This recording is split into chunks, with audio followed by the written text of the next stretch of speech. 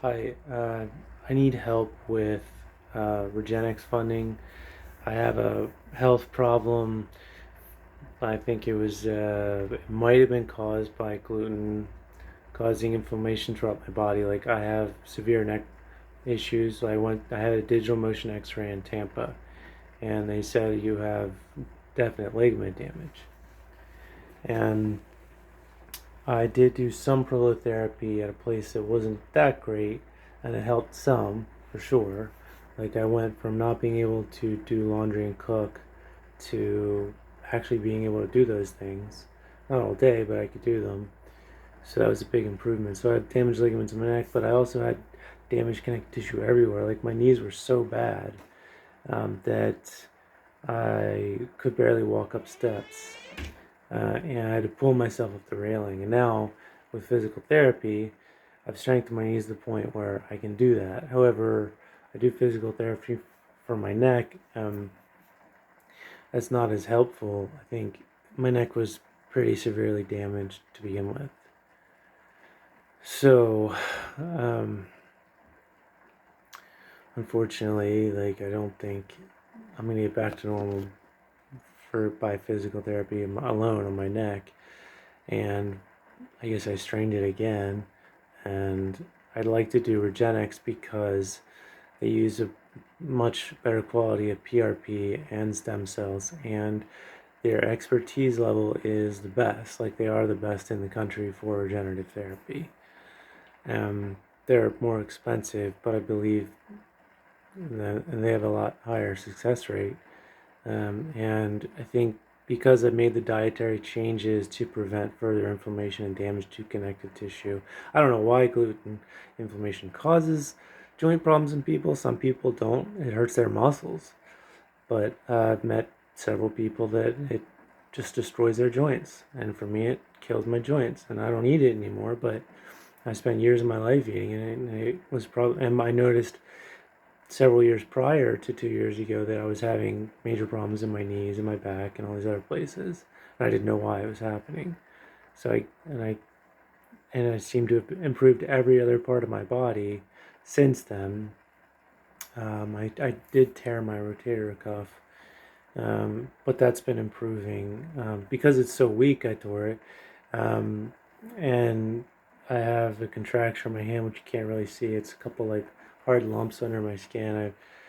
My knees, of course, I mentioned, are messed up, but all these things have been improving. I guess the contracture can't really improve except through surgery, but it hasn't gotten worse. And I can't do anything except be in bed and go for walks and go to the gym. And that's my life. And that's been my life for 2 years.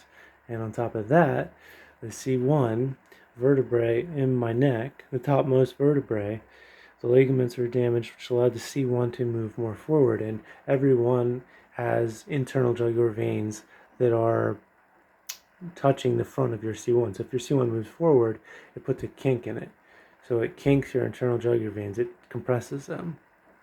For some people, slight compression is not an issue, but for me, I had severe compression, greater than 80%, greater than 90%, like in right and left, respectively, or 90% on the right, 80 on the left.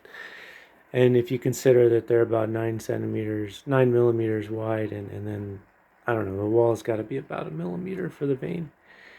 So you're looking at total obstruction. I had a catheter angiogram. They went in there and poked around. They're like, yeah, you have no blood flow on the right and very little on the left because of your C1.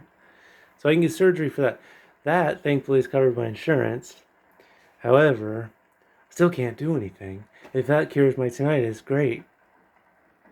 Because the tinnitus is awful. The tinnitus is so bad. It's like, if you told me today I was going to die in my sleep, I'd be like, all right. Like, I don't, when you deal with this much suffering for this long, you just don't care anymore. And I'm not saying I'm like gonna kill myself, but it's just that bad to where like that's how I would respond emotionally.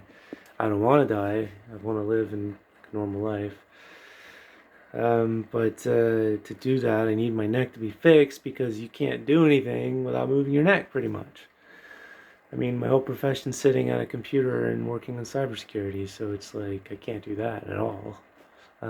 basically I'm avoiding the computer now because I'm like, did that cause me to kind of have more strain in my neck again and go back to how I was before? I'm like, I felt fine for 6 months prior. I didn't have any neck pain or anything. I mean, I had some slight achiness, but in general, but sitting at the computer seemed fine, and then it wasn't. But I've been avoiding that. I'm using my cell phone now, but generally I don't use my cell phone, and I need help because I can't afford it. I can't work. So if you can help me, I'd appreciate it. I want to get better, and I think there's a good chance that regenexx could help me with a permanent fix to my neck so that I could at least get back to some working, some regular life, and continue on physical therapy and continue to improve and stick with my diet, and then I think that pretty much takes care of everything. So, yeah, any help you can give me, thanks.